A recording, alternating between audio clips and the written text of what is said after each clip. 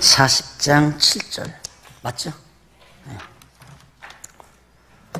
들에 있는 군대 장관들과 그들의 사람들이 바벨론 왕이 아히감의 아들 그다랴를 이 땅 총독으로 세우고 남녀와 유아와 바벨론으로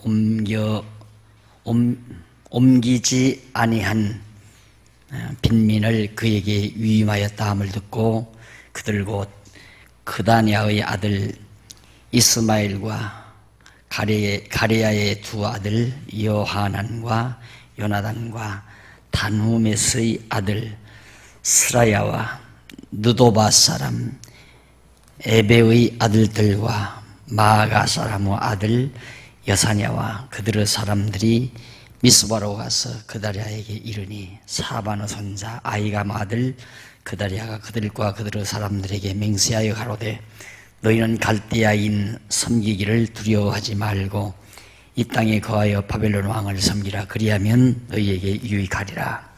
9절까지 봉독했습니다. 남은 백성에 대한 순환이 예언된 말씀입니다. 즉 바벨론으로 사로잡혀가고 소위 천민들, 좀 서민들, 힘없는 자들, 그런 자들만 이제 남겨놨는데 언제나 그렇습니다. 지금도 그렇고 옛날도 그렇고 일단 나라가 망하면 나라의 인재들을 몰살시키거나 사로잡아가거나 그리고는 이제 힘없는 무능한 또 반발할 수 없는 반발할 능력이 없는 그런 백성들만 그 땅에 남겨놓죠. 그런데 그 남은 백성들도 많은 순환을 당하게 될 것을 40장 7절로부터 41절까지 해서 예언이 됩니다. 그런데 7절로 12절에 보면 바벨론 왕이 총독을 세우자 백성이 모여온 것을 증언하는 내용입니다. 바벨론 왕이 이제 백성들을 다 사로잡아가고 그리고는 이제 총독을 세워놓죠. 총독을 세우는데 왜 일본 사람들이 우리나라 다 정복하고 그 다음 일본 총독부를 이제 우리나라에 두잖아요. 똑같은 방법이에요. 그렇게 이제 총독을 예루살렘에 세웠는데 그 예루살렘에 총독이 세워졌다 하니까 많은 사람들이 여기 이름 여러 사람 거론이 되죠. 이제 그 바벨론 왕이 아히감의 아들 그다랴라고 하는 사람을 총독으로 세우게 된 거죠. 그런데 그 그다랴가 총독이 됐다는 그 말을 듣고 여러 사람들이 이제 쭉 모여옵니다. 그 모여와가지고 이제 그들에게 그다랴가 하는 말이 이제 너희들은 바벨론 왕 섬겨야 된다. 이제 반항하면 안 된다. 우리는 이제 다윗 왕조는 망했으니까 우리는 이제 어차피 바벨론에게 항복하고 바벨론에게 패배했으니 바벨론 왕을 우리가 섬기고 살아야 된다. 그러면 이제 우리가 유익하게 된다라는 말을 9절까지 해서 말해주죠. 그리고 나는 미스바에 거하여 10절에 나오죠. 미스바는 그 밑에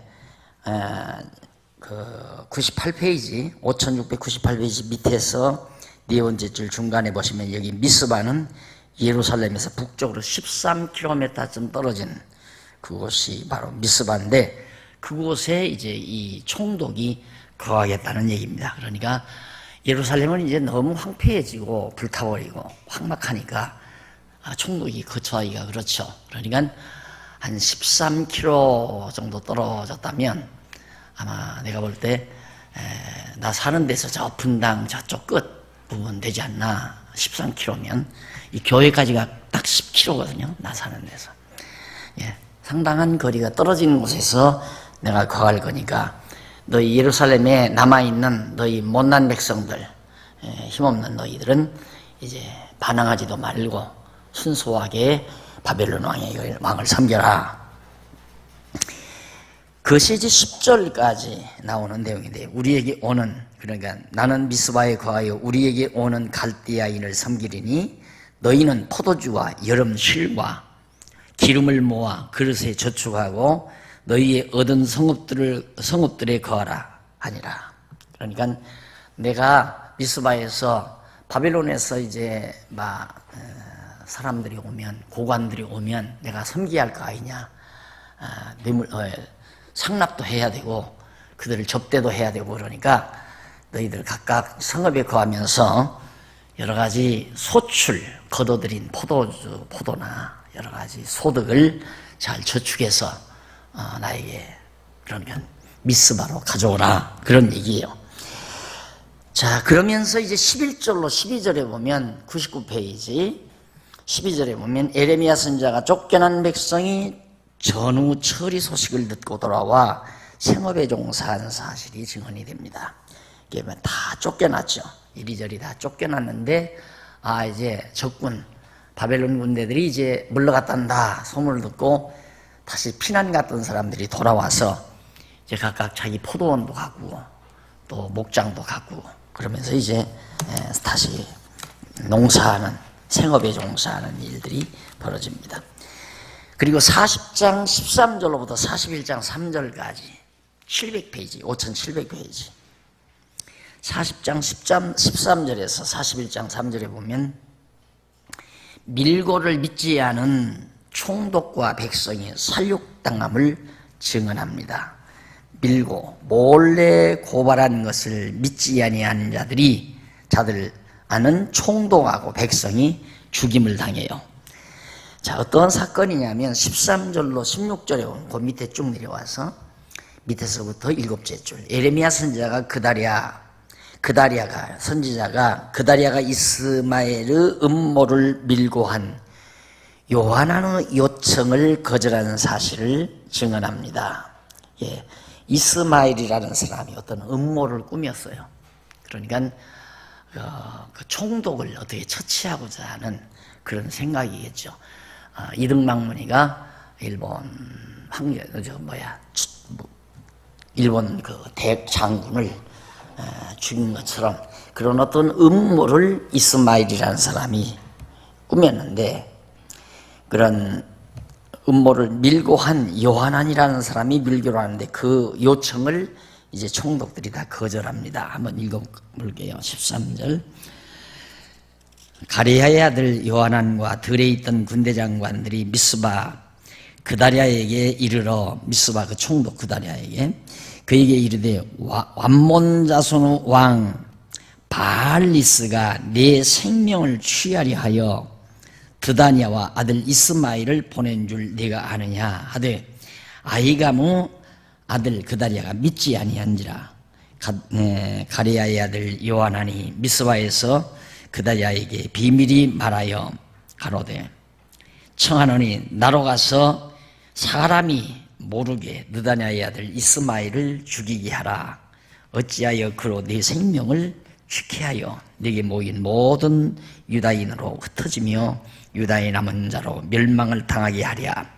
그러나 아히감의 아들 그다리아가 가레야의 아들 요하난에게 이르되 네가 이 일을 행치 말 것이니라. 너의 이스마엘에 대한 말은 진정이 아니니라 하니라. 이스마엘이 지금 총독을 죽이려고 한다는 말, 그 거짓말이다. 나는 안 듣겠다. 그리고 거절해버렸습니다. 41장 1절. 7월에 왕의 종친 엘리사마의 손자 느다니아의 아들 왕의 장관 이스마엘이 10사람과 함께 미스바로 가서 아히감의 아들 그다리아에게 이르러 미스바에서 함께 떡을 먹다가 느다니아의 아들 이스마엘과 그와 함께한 10사람이 일어나서 바벨론 왕의 그 땅 총독으로 세운 바 사반의 손자 아히감의 아들 그다리아를 칼로 쳐 죽여버리고 맙니다. 이스마엘이 또 미스바에서 그다리아와 함께한 모든 유다인과 거기 있는 갈대아 군사들을 죽였습니다. 결국 이스마엘이 총독도 죽이고 남은 백성도 상당히 많은 백성도 또 거기에 이제 보호하고 있는 갈대아 군대들, 그러니까 블레셋 군대들이죠. 그러니까 우리나라가 일본에 점령당했을 때 일본이 총독을 세우고 또 일본 군대를 여기다 놔뒀을 거 아닙니까? 그리고 이제 일본 사람들에게 충성하며 사는 백성들도 있고요. 그런 자들을 이제 이스마엘이라는 사람이 바로 많이 죽였다는 얘기입니다. 그런 순환을 겪게 되죠. 그 다음 41장 4절로 10절에 보면, 4절로 10절까지 보면, 무리가 남은 백성을 죽이고 이방으로 잡아감을 증언합니다.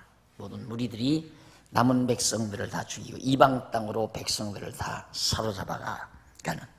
거기서 봤댔자 결국 또 갈대아 군대, 바벨론 군대들에게 또 2차로 멸망을 당할 수밖에 없기 때문에요. 그래서 이제 다 잡혀갑니다. 넘어갑니다. 41장 11절로 18절 4페이지. 이스마엘과 요한한 무리가 이방으로 피한 것을 증언하죠. 이스마엘이 총독과 남은 백성들을 죽이고 요한한 그 무리들 한 10여 명 무리들과 함께 이방 땅으로 도망을 쳤습니다. 생명을 유지하기 위해서 도망간 거죠. 자, 근데 이런 모든 것들이 다 하나님께서 이미 모세를 통해서 너희 백성이 이방 땅에 흩어지리라. 그러니까 바벨론 군대들을 통해서도 흩어졌지만 이스마엘이 또 나머지 사람을 죽이는 과정에서 살아남은 사람들도 또 도저히 언약의 땅 유다 땅에서는 백성들이 살지 못하고 이방 땅으로 다 흩어지게 됩니다. 그것이 모세에게 언약하신 말씀대로 모두가 다 이루어지는 것이다. 그러니까 이런 사건들도 이 사람들이 이렇게 잘했으면 정말 자기 땅에서 편안하게 잘 살았을 텐데 우리는 그런 쪽으로 생각하잖아요. 보편적으로 하나님 중심으로 생각을 하지 않고 이 사람들 바보처럼 하나님이 그렇게 좋은 땅에 살게 했으면 우상 섬기지 말고 그냥 편안하게 하나님 잘 경외하며 살았으면 얼마나 좋았을까. 그렇게 우상 섬기고 못되게 살았으니까 하나님께서 벌을 내려가지고 이방 땅에다 흩어지게 했지. 이제 그런 각도로 모든 사람이 다 그렇게 봅니다. 어떤 사람이든지. 그런데 여러분들이 지금 공부하는 이 성경 공부의 시각은 그렇게 인간 중심으로 보는 게 아니에요. 하나님 중심으로 봐요. 그러면 하나님 중심으로 보면 결국은 뭡니까? 이스라엘 백성들이 가나안 땅에 들어가 사는 것도 하나님 여호와이심을 깨달아 알게 하기 위한 것이고 또 이방 땅에 사로잡혀가는 것도 언약대로 사로잡혀가니까 모세의 언약대로 사로잡혀가는 거기 때문에 그것도 여호와이심을 깨달아 배우게 하기 위한 하나님의 섭리 역사란 말입니다. 아까 사회자 기도 잘해서 내가 졸업장 줘도 되겠다 네 그랬는데 어떤 일이라도 다 하나님 배우 경외하기를 참 그렇게 알기는 아는데 막상 닥치면 그렇게 안 되죠. 그게 문제야. 결국 그렇게 항상 삶의 핵심을 내가 이 땅에서 성공해야 되겠다. 누구보다 잘 살아야 되겠다. 편안히 살아야 되겠다. 행복하게 살아야 되겠다. 보편적인 사람들처럼 그런 쪽에 생애 목표 핵심을 두고 살면 반드시 그런 고에 걸리게 돼 있어요. 여기서 자꾸만 지엽적인 거 붙들고 그렇게 해야 되는데 왜 안 될까 왜 안 될까 그러지 말고 그냥 방향만 하나 딱 고쳐요.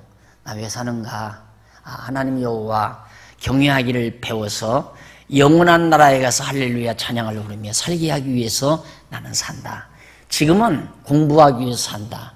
하나님이 여호와이심을 깨닫고 경외하기를 배우게 하시려고 하나님이 나를 이 땅에 두셨다. 이거 이상 생각하면 안 돼요. 그 이상을 생각하면 이제 빗나가는 거예요. 자꾸 헷갈리는 거예요. 그래 정신 차리고 이제 머리가 맑을 때 이런 데 나와서 기도할 때는 참 잘해요. 아까 사회자만이 아니라 나도 잘해요. 사회자만이 아니라 정말 우리가 이 땅에 사는 것은 여호와 하나님 경외하기를 배우기 위해서 삽니다. 말은 그렇게 하는데 막상 살아가다가 어떤 문제가 확 부딪혀가지고 가정에 어려운 문제가 탁 다가왔다. 그때는 막 흔들리게 되죠. 그러니까 그렇게 가정에 어려운 문제가 부딪혀와도 곤고한 날이 밀려와도 하나님은 나를 위해서 이 기회를 통하여 여호와 하나님 경외하기를 배우게 하려고 하시는구나. 이렇게 마음을 정하고 차분하게 하나님 내 곁을 떠나지 않았다.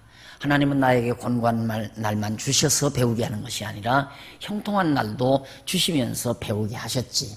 과거에 형통한 날 주어서 배우게 했다면 때로는 권고한 날 주어서 배우게 할 수도 있잖아요. 그렇게 해서 우리가 소화하고서 참고 견뎌 나가는 거지. 보편적으로 평소에 생각하기는 항상 자기중심으로 생각하는 거예요.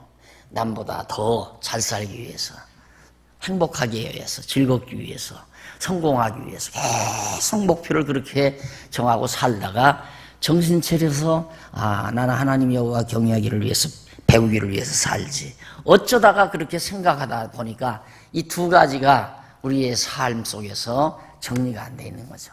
하나로 몰아버려요. 그냥 딱 몰아버려서 그걸로 생각을 딱 집중해버리면 이제 여러분들이 살아가다가 환경 속에, 생활 속에서 설령 권고한 날이 오더라도 하나님이 이런 권고한 날을 나에게 정해놓으셨구나. 하나님의 분명한 뜻이, 또 나를 이 땅에 놓아두신 것은 하나님께서 선한 일을 나를 통해서 이루게 하시려고 예비해 놓고 놔두신 거기 때문에.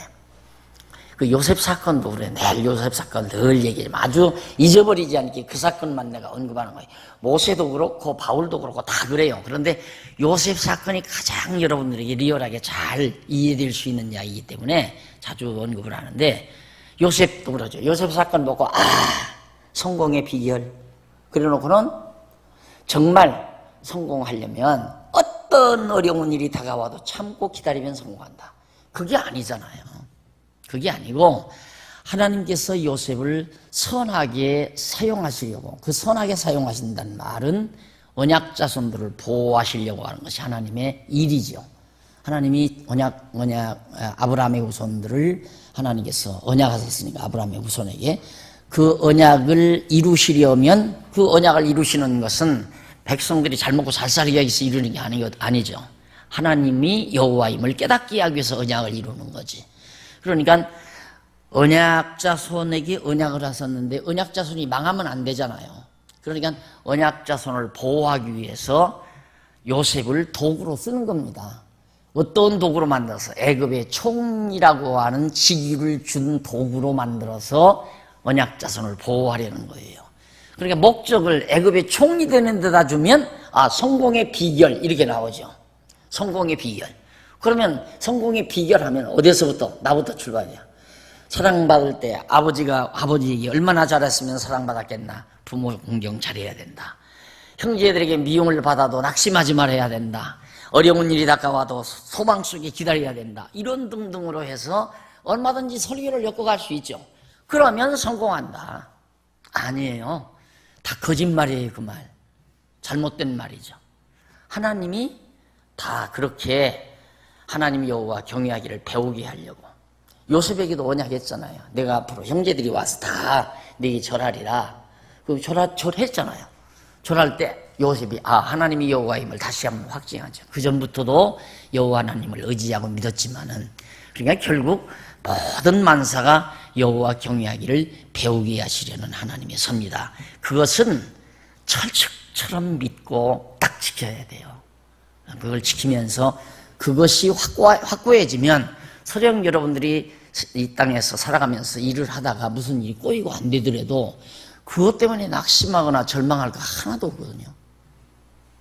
나는 내 얘기해서 좀 죄송하지만 만약에 저 목주관에 지타가 안 져져도 난 하나 낙심할 것 같아. 내가 낙심할 것 같질 않아요. 무슨 일이 되다가 안 돼도 낙심할 것 같지는 않아요.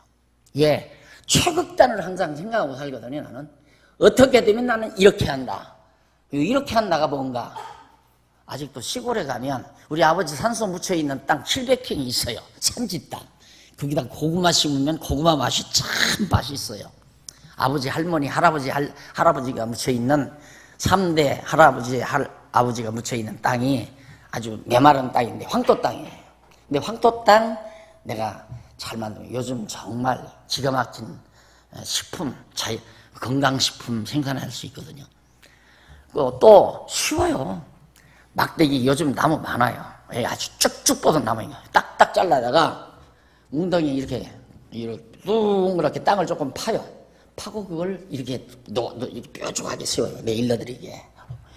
딱 세워놓고 그걸 이 칩으로 이렇게 둘러 둘둘둘둘 말아 쑥 입히고 새끼 줄 때서 딱 묶으면 끝내주는 칩이에요. 가운데다가 화로 하나 만들어 놓고. 하나님이 거기까지 낮춰도 된다 이거예요. 그러니까 무슨 일하다가 낙심하고 절망하고 그렇게 다 자기 성공하려고 사니까 그러거든요. 성공하고 남보다 잘 살고 막 자랑하고 막 이렇게 하나님 중심으로 살지 아니하고 자기 영광 중심으로 사람이 살려고 생각하니까 그러니까 뭐 조금 안 되면 콧받치고 좌절하고 절망하고 그러죠. 내가 그러니까 이 장안중학교 여러분들이 날 노란해도 난 끄떡도 안 는다 그러잖아요.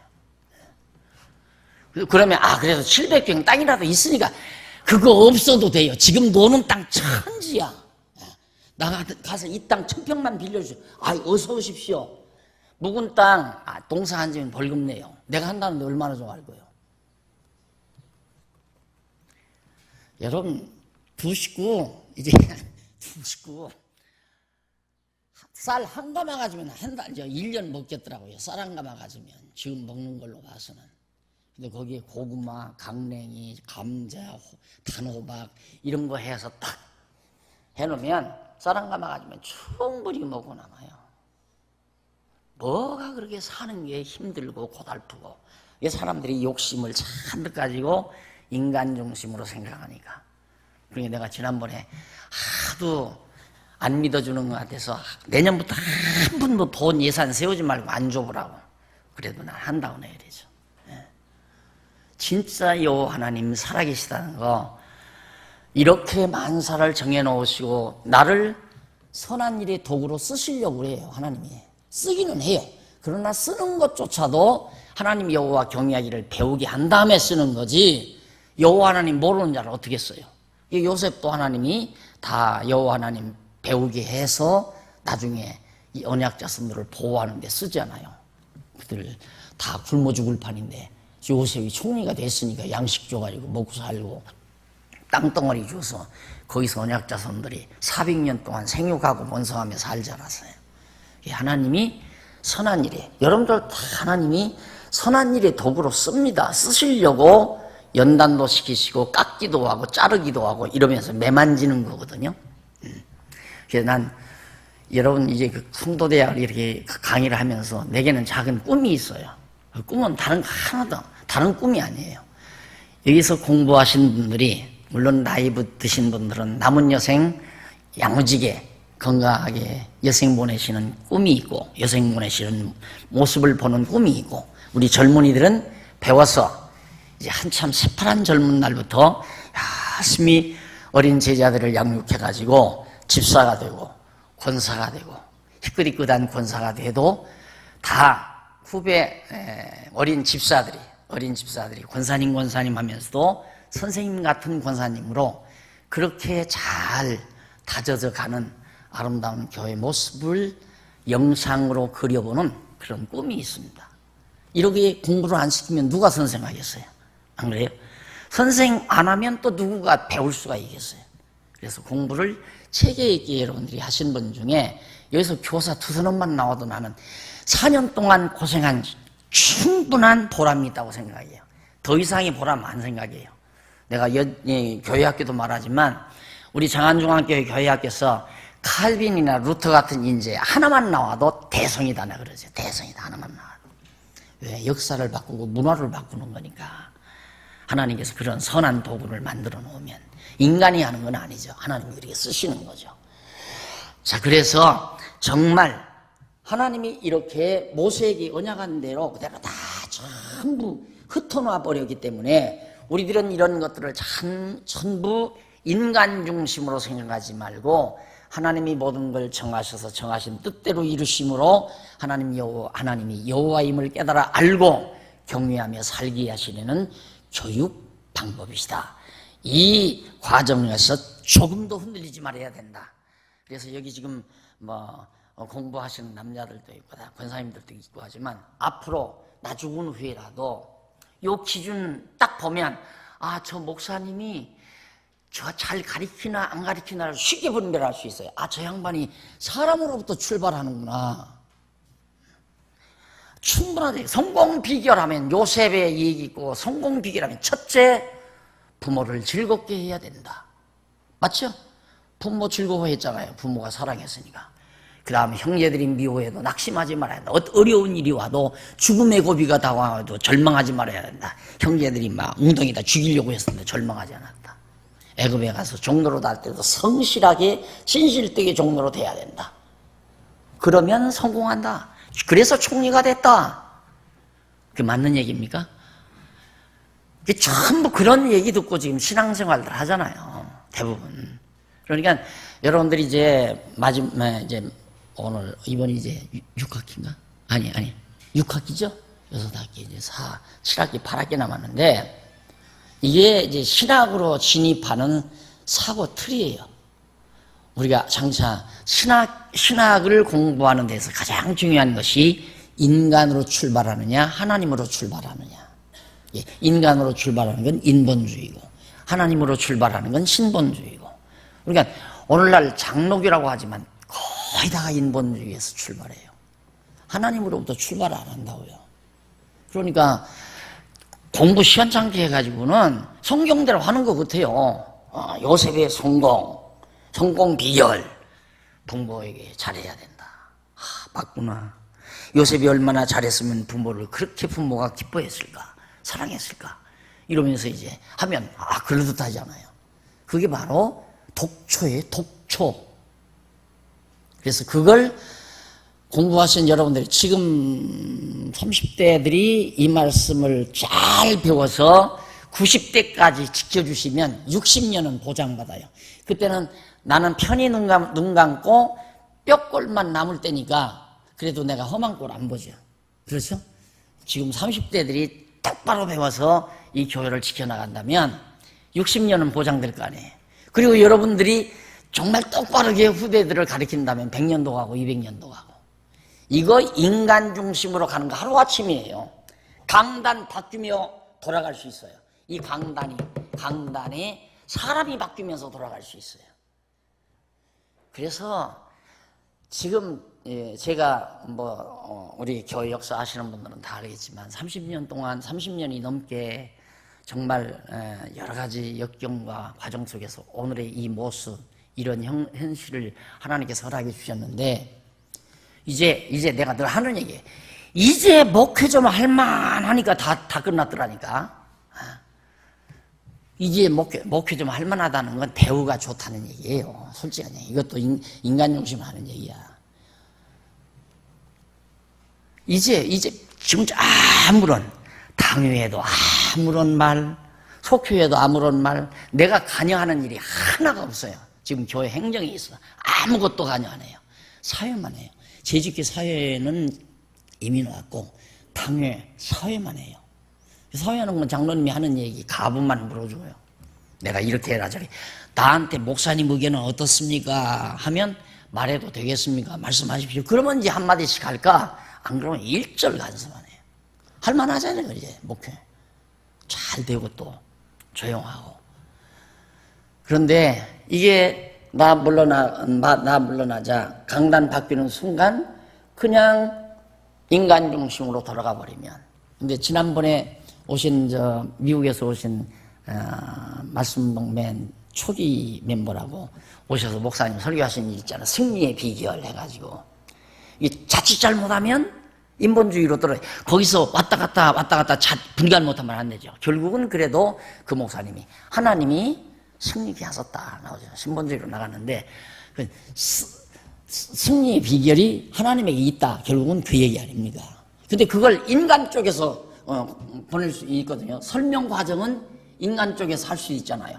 하나님의 말씀에 잘 순종했다. 순종은 내가 해야 하는 거다. 이렇게 말할 수도 있고요. 그러니까 여러분 순종하고 사십시오. 이렇게 나가면 문제가 된다는 얘기예요. 그러니까 하나님의 언약을 믿고 믿음은 행위가 나오는 거죠. 그게 믿으니까 믿음의 행위가 나오는 거예요. 그것이 우리에서 순종이라고 표현하는 것보다 믿음의 행위라는 말로 묘사를 하면 하나님이 믿음을 주어서 그 믿음의 행위를 하도록 일곱 바퀴 돌라니까 일곱 바퀴 돌잖아요. 안 믿어지면 그 일곱 바퀴 돈다고 이게 무너나겠습니까? 두어 바퀴 돌다가 피곤합니다. 그만두자. 안 했으면 안 무너났을까요? 그래도 하나님이 무슨 방법으로 하돼서 그 무너뜨려야지. 그 무너진다고 약속했으니까. 하나님이 언약을 믿기 때문에 그 믿음의 행위가 일곱 바퀴를 동게 한 거죠. 우리 인간 편에서 내 의지로 그걸 갖다가 순종한 게 아니라, 그러니까 순종하면 승리합니다. 이 말은 자칫 잘못은 인본주의로 떨어져요. 굉장히 얼마나 예민한가, 면도날처럼 예민하다고 생각하면 됩니다. 여러분, 면도날처럼 아주 예민합니다. 그러니까 예를 들어서 저쪽 태백산입니까? 거기서 비가 딱 떨어지면, 비줄기가 떨어지면 남쪽으로 흐르면 남한강으로 해서 물줄기가 흐르고, 북쪽으로 흐르면 북한강으로 해서 물줄기가 흘러오는 거예요. 그 똑같은 지역에 딱 떨어지는 면도날 같은 데서 딱 갈라져요. 물줄기가 면도날로. 그러듯이 인본주의와 신본주의도 면도날처럼 예리한 것입니다. 그것만 여러분들이 잘 분별해서 유추를 하면 앞으로 신학을 하는데도 아주 쉽습니다. 아주 간단하고 명료하고. 항상 거기에 말려들지 마시라. 자, 넘어가서 42장 7절로 17절, 유다 땅에 거하고 애굽으로 가지 말라는 말씀을 증언합니다. 유다 땅에 거하고 절대 애굽으로 가지 말아라. 그 말씀을 계속해서 증언하는 내용이 거기 나오는데, 에레미야에게 임했습니다. 절대 도망가지 말고 유다 땅에 남은 백성들은 그냥 거기 있어라 하는 얘기죠. 그래서 7절로 10절에 보면 11페이지, 유다 땅에 거하는 백성에게 재앙을 돌이킬 것을 언약하신 말씀. 이제 재앙 끝내겠다. 그러니까 도망가지 말아라. 그 다음에 14절까지는 그 밑에 11절로 14절. 유다 땅에 거하는 자의 복과 애굽으로 가는 자의 저주. 애굽, 과거 애굽으로 가서 400년 종살이하고도 그걸 몰라요. 애굽으로 가면 왜 애굽으로 가는가? 애굽으로 갈만하죠.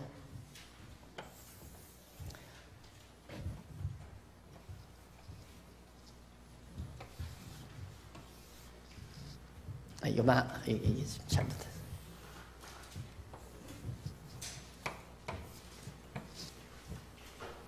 여기가 애굽인데, 이 바벨론이 지금 제패했잖아요.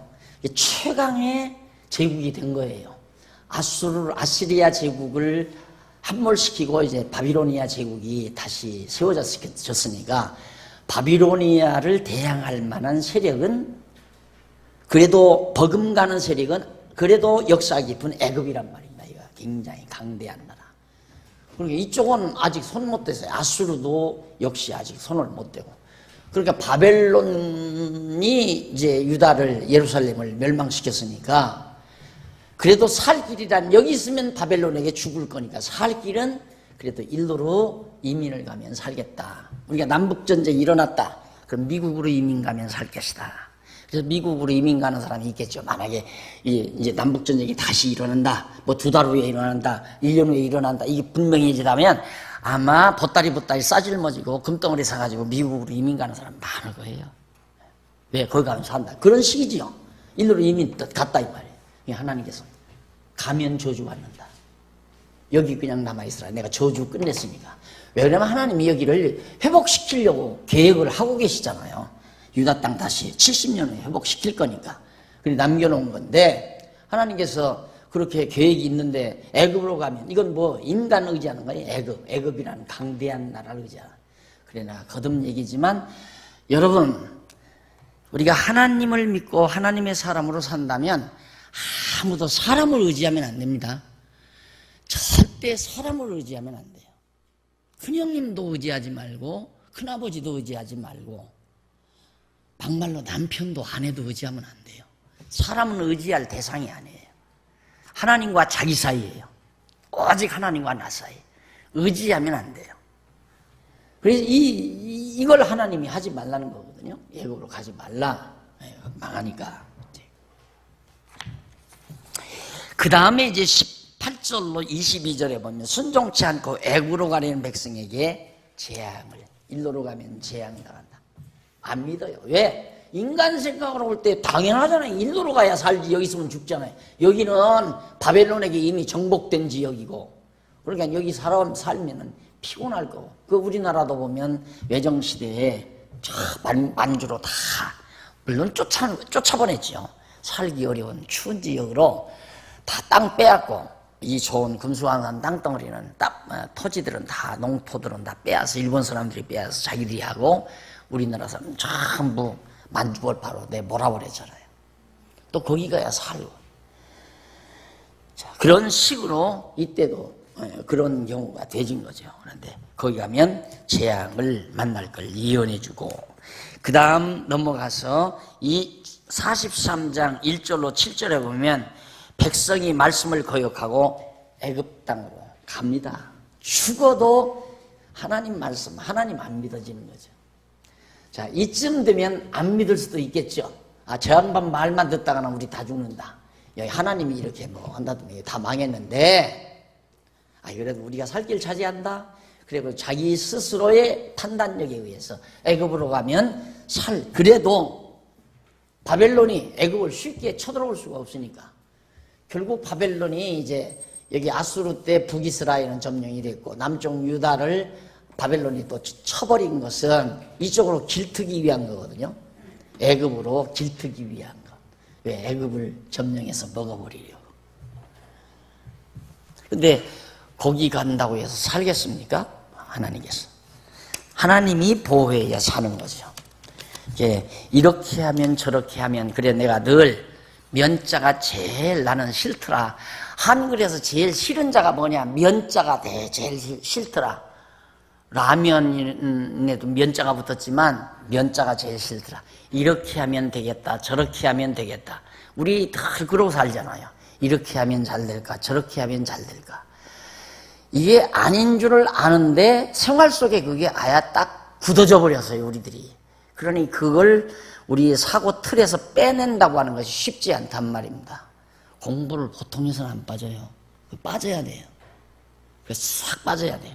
어떻게 하면 되는 것이 아니라 하나님의 뜻이면, 이래요. 하나님의 뜻이면, 인간편에서 어떻게 하면이 아니라 하나님의 뜻이면 이것도 하고 저것도 하리라 하라고 그러잖아요. 하나님의 뜻에 따라서 만사가 이루어진다는 걸 생각하고 되는 대로 사시라고, 되어지는 대로 살라고. 요즘에 참 재밌는 고백들을 가끔 제가 듣습니다. 뭔 일이 잘 풀려날 때는요, 패기 있게 밀고 나가야 돼. 힘이, 도전 정신을 가지고 막 하면 된다고 하는 강한 의지를 가지고. 그리고 난리를 치던 과거 삶이 한번 고비를 겪고 나면 바뀌더라고요. 목사님 말씀이 자꾸 생각이 나요. 뭔 생각이요? 되는 대로 살으라는 말이 자꾸 생각이 나요. 이제야 좀 깨달아져? 조금이 아니라 많이 깨달아집니다. 되는 대로 정확하게 말하면 되어지는 대로, 더 분명히 되게 하시는 대로. 그러니까 되어지는 일이 하나님의 뜻이에요. 되어지는 일이 어떤 일이든. 여러분들이 예를 들어서 성경 공부를 안 해가지고 잘못된 판단으로 함정에 빠져도 그것도 하나님의 뜻대로 된 거란 말입니다. 돼지우리에 가는 것이 아버지 뜻대로 간 것이지, 돼지우리에 가는 건 아버지 뜻이 아니고 큰아들 마냥 아버지 품에서 사는 것만 아버지의 뜻인가? 그게 하나님 편에는 빛과 어둠이 일반이에요. 하나님은 둘을 다 관장을 한다 이 말입니다. 인간은 둘을 다 관장을 할 수는 없죠. 하나님은 하나도 인간은 하나도 관장을 못하지만 하나님은 빛과 어둠을 다 관장해요. 그러니까 돼지우리 가는 것도 아버지 뜻이고 아버지 품에 남아있는 것도 아버지 뜻이고 다 아버지 뜻대로 된 거예요. 그런데 우리는 자칫 잘못하면 아버지 곁에 있는 큰아들은 참 아버지 기쁘신 뜻대로 잘했고, 아버지를 거역하고 돈 달라고 해서 나간 놈은 아버지를 거스린 놈이고, 이렇게 이제 생각하잖아요. 이게 이제 잘못된 생각이에요. 그것이 나간 것도 아버지 뜻대로 나간 거예요. 아버지가 안 내보내면 못 나가요. 왜? 나갔다가 돌아와서 깨닫게 하려고 내보내는 거란 말입니다. 방법이 다른 것뿐이지 하나님이 섭리하시는 방법이에요. 그래서 되게 하시는 대로 그냥 열심히 살아요. 자, 되게 하시는 대로. 그것이 가장 지혜로운 자의 태도입니다. 그 다음에 이제 넘어가서 43장 8절로 13절입니까? 큰 도로 표적으로 바벨론이 애굽을 멸한다고 예언하는 내용이죠. 큰 돌을 갖다가 표적을 만들어 놔요. 이게 뭐냐면 한번 보실까요? 8절로 10절 한번 보십시다. 다마네스에서 여호와의 말씀이 예레미야에게 임하여 가라사대 너는 유다 사람의 목전에서 네 손으로 큰 돌들을 가져다가 다마네스 바로의 집, 다마네스가 이 바로가 거처하던 도시, 애굽의 도시 아닙니까? 다마네스. 사람의 목전에서 네 손으로 큰 돌을 가져다가 다마네스 바로의 집 어귀의 벽돌 깔린 곳에 진흙으로 감추고, 그래 벽돌을 깔리는 곳에다가 진흙으로 그걸 돌을 감추고 그들에게 이르기를 만군의 여호와 이스라엘의 하나님이 이같이 말씀하시되 보라 내가 내 종 바벨론 왕 느부갓네살을 불러오리니 그가 보좌를 내가 감추게 한 이 돌 위에 두고 또 그 화려한 장막을 그 위에 치리라. 자, 여기 애굽인데 다마네스 왕궁 터에 이제 바닥이 깔려있는 곳에 몰래 파고 진흙으로 그걸 감춰라. 돌덩어리 하나를. 그러면 어떻게 되냐? 바벨론 왕이 와서 쳐들어와서 애굽을 치고 이 돌 위에다가 왕좌를 놔놓고 놓을 거다 이 말이에요. 그게 증표다. 그게 뭐냐? 하나님께서 예언한 대로 됐다는 것을 알게 하는 증표로 그렇게 하겠다. 예레미야라 그렇게 해라.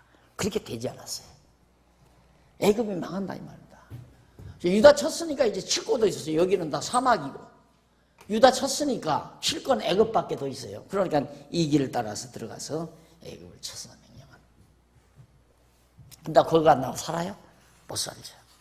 하나님 편에 서야 살지. 넘어가십시다. 44장에서 45장까지 이들이 다 과거 역사에 나오는 내용들을 선지자들이 예언한 대로 이루어진 걸 공부하는 겁니다. 지금 이게 다 실제 역사 내용이죠. 사실 역사 내용. 유다인의 패망 예언. 유다인들이 패망한다. 44절로 45절. 패망한 까닭을 밝히며 악행을 책망하신 말씀이 44장 1절로 10절까지. 그 까닭이 뭔가 1절로 6절에 나옵니다. 한번 읽어보실까요? 애굽 땅에 거하는 모든 유다인 곧 믹돌과 다마네스와 놉과 바드로스 지방에 거하는 자에 대하여 애굽으로 피난한 자들입니다. 여기 나오는 믹돌이나 그 다음 다마네스나 그 다음 놉, 바드로스 이게 다 애굽에 있는 성읍들이에요. 그런 자들에게 대하여 말씀이 예레미야에게 임했는데 만군의 여호와 이스라엘의 하나님이 이같이 말하노라. 너희가 예루살렘과 유다 모든 성읍에 내린 나의 모든 재앙을 보았느니라. 보라, 오늘날 그것들이 황무지가 되었고 거하는 사람이 없나니 이는 그들이 자기나 너희나 너희 열조에 알지 못하는 다른 신에게 나아가 불향하며 섬겼기 때문이다. 내 백성이 왜 우상 섬기느냐 이 말이에요. 내 백성이 아닌 하나님이 불택자들은 우상을 섬기거나 말거나 관계없어요. 어차피 그들은 하나님 안 섬기는 이로 작정된 자들이기 때문에 그들은 우상 섬기고 살아도 하나님이 내버려 두잖아요. 그러나 하나님의 택한 백성은 어쩔 수가 없는 거예요. 하나님이 버리겠어요? 당신 자식을 버리겠느냐 이 말입니다. 이미 내 백성이다라고 정해놨는데 그걸 버리겠느냐 이 말. 안 버리시는 하나님이기 때문에 당연히 하나님을 섬겨야 될 하나님의 택한 백성이 우상 섬기고 다른 걸 의지하고 다른 걸 이렇게 애굽을 의지하고 강한 힘을 의지하고 자기 생각대로 꾀를 부리고 그건 여지없이요. 그거 아니다. 너는 나만 의지해라. 너는 내 것이다 그 말이에요. 그러니까 우리 택한 백성들이 사는 가장 영리한 방법은 우직스럽게 하나님만 의지하고 사는 길밖에 없어요. 그게 제일 영리한 거예요. 제일 지혜로운 거고. 자기 재간 부리는 만큼 어리석습니다. 미련해요, 그건. 안 될 말이죠. 될 것 같아도 안 되는 거예요, 절대. 그러니까 아이고 이럴 줄 알았으면 택함 받지 않았으면 참 좋았을 걸. 이런 사람이 있을 거예요 또. 하나님이 안 택했으면 상관을 안 할 거 아니에요. 바보. 그렇게 생각하면 바보예요. 택함 받은 게 얼마나 다행스러운데. 우리가 미련한 짓에서 그러지 택함 받았으면 아버지 곁에 있는 것만큼 좋은 게 어디 있어요. 그 다음 넘어가서 44장 15절로 23절 15절로 23절 오해하는 백성에게 과거 범죄 결과에 대해서 다 이 우상 숭배로 인해서 여기 다 망하지 않았느냐. 너희들 유다가 망한 게 다 하나님 저버리고 우상 숭배에서 망했는데 너희들이 이제 와서 내 말 안 듣고 애굽 의지하고 일로로 가? 망해 너희들. 여하튼 하나님이 이외에 다른 거 의지하면 안 돼요. 절대 안 돼. 우리 택한 백성들은 안 된단 말입니다. 불택자들이야 뭐 권력도 의지하고 형님도 의지하고 큰아버지도 의지하고 뭐 작은아버지도 의지하고 다 살겠지만 우리는 아니라니까요. 아무도 의지해서는 안 돼요. 누구도. 그러나 인간은 어렴풋이 자꾸 누군가의 기대를 걸고 의지하고 싶고 거기 바라보고 싶고 그런 생각을 많이 갖죠. 그럴 때마다 깜짝깜짝 놀래야 돼. 내가 왜 이래? 내가 왜 이래? 하고 44장 24절로 30절 맹세하는 자가 없다면 벌할 표징을 보인다고 예언합니다. 맹세하는 자가 없다면 벌할 표징을 보인다.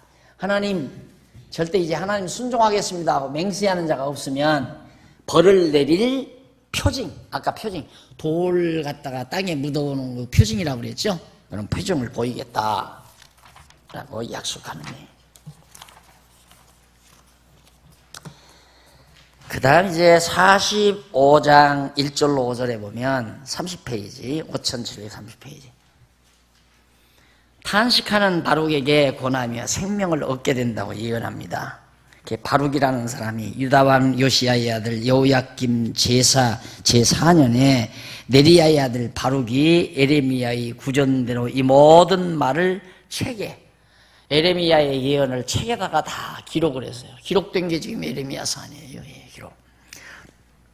기록하니라. 때의 선지자 에레미야가 그에게 말하여 가로되 바루가 이스라엘의 하나님 여호와께서 내게 이같이 말씀하시되 네가 만일 말하기를 슬프다 하나님께서 나의 고통에 슬픔을 더하셨으니 나는 나의 탄식으로 피곤하여 평안치 못하다 하도다 하셨고 또 내게 이르시기를 너는 그에게 이르라 여호와께서 이같이 말씀하시기를 보라 나는 나의 세운 것을 헐기도 하며 나의 심은 것을 뽑기도 하나니. 나오죠?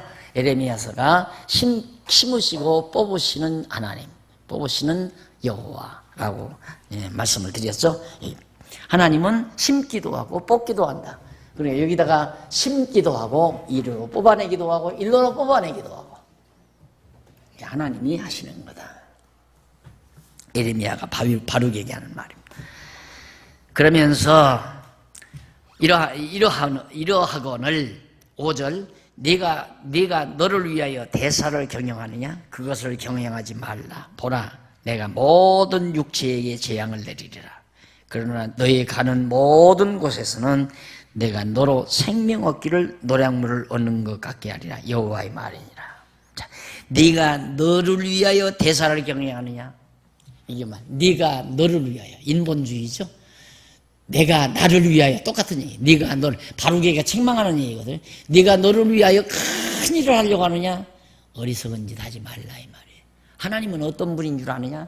심었다가 뽑기도 하고 마음대로 하시는 분이다. 그런데 네가 네 마음대로 대사 경영해. 자, 이렇게 해서 45장까지 말씀을 드렸습니다. 그리고 계속해서 보수를 통한 위로 예언, 원수, 이런 원수들을 바벨론, 이 원수를 다 갚아서 위로해 줄 것. 그동안 슬픔 당한 유다 백성들을 위로해 주겠다. 그 위로가 엄청 대단합니다. 예, 사람은 평탄하면 모든 삶이 이렇게 평탄하면 참 즐거워져. 야, 내 생애가 평탄했으면 좋겠다. 지겨워 못 살아요, 여러분. 지겨워 못 산다 이 말입니다. 왜 사람들이, 현대인들이 우울증이 왜 걸리는 줄 아세요? 우울증이 걸리는 이유가 평탄하니까 우울증 걸려요. 막 못 살고 시장거리에 가서 장사라도 해야 먹고 살고 하는 사람 우울증 없어요. 그런데 평안하게 할 일 없는 사람들, 예. 그런 사람들이 잘못하면 우울증 걸린다. 왜? 권태로움이 와요. 만사가 다 귀찮아져요. 권태. 이게 무서운 병입니다. 이게 정신적으로 무서운 병. 하나님은 이렇게 우리를 평탄하게 두시는 게 능사가 아니에요. 그래서 하나님은 형통한 날과 권고한 날과 형통한 날과 권고한 날과 형통한 날과 파도 타기를 하도록 하나님께서. 등산 한 번 맛보시면 왜 못 끊어요, 그걸? 올라갔다가 내려오는 스릴, 올라가서 정복하는 기쁨, 그리고 내려오는 기쁨, 또 정복하는 기쁨, 편안히 내려오는 기쁨, 이것이 반복되면서 우리의 시간을 이어가게 만들어가는 겁니다. 그래서 하나님이 우리를 평탄하게 해주는 것보다 업다운이 있도록, 권고한 날과 형통한 날이 있도록 우리를 이끌어가야, 그래야 기쁨도 알고 슬픔도 아는 거예요. 슬픔을 모르는 사람은 기쁨을 모른다니까. 우울증 환자는 기뻐할 줄은 몰라요. 왜? 슬픔이 없으니까. 슬픈 일이 없으니까. 그래서 평탄하게 사는 게 좋은 게 아니에요. 좋은 거예요. 그래서 아름다운 문학 같은 것은 고난의 역사 속에서 많이 만들어진다고 그러잖아요. 유명한 작가는 고난의 역사 과정 속에서 만들어진다고 그러죠. 그러니까 정말 우리 인생을 즐기게 만들어 가시는 하나님의 섭리가 바로 그 이스라엘 민족이 바로 이거죠.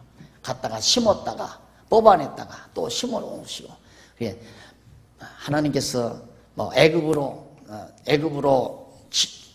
가나안 땅에 불러들였다가 애굽으로 내려가게 했다가 다시 가나안 땅 약속의 땅에 불러들였다가 바벨론으로 가게 했다가 다시 또 유다 땅 예루살렘으로 다시 돌아오게 했다가 이러면서 뽑으시고 심으시고 그러면서 하나님께서 섭리해 가시는 것이다. 그러니까 올 것이 왔구나 하고 살아요. 그냥 권고한 날이 오거들랑 올 것이 왔구나. 그러다가 또 형통한 날이 와도 그냥 너무 그렇게 그냥 막 오만방자하지 말고 하나님이 주실 거 줬구나 하고 살고. 정 그러거든. 하나님 그렇게까지 안 하셔도 나는 하나님 안 버리고 살 건데, 누가 그랬다고 그래요. 하나님이 이렇게까지 안 해도 될 건데 왜 나한테 이러시나 그랬다고 그래. 그것도 건방진 생각이야. 그냥 되는 대로 살아. 자기 생각이 그렇지. 자기 생각이 너무 아프니까 그 생각이 나오더래요. 하나님 왜 이러시나, 이렇게까지 안 하셔도 될 건데 이랬다고 하기에 그 건방진 생각하지 말고, 그럼 하나님 생각이 당신 생각만 못하다는 얘기야? 내가 그러고 했는데 하나님이 어른이 하셔서 다 하시려고요. 하게 하시는 대로 살아가는 지혜가 매우 필요하다. 첫째로 양쪽 가로 1번 열방에 대한 보수, 이방 모든 열방 나라들에 대한 보수. 차 한잔 드시고 하십시다.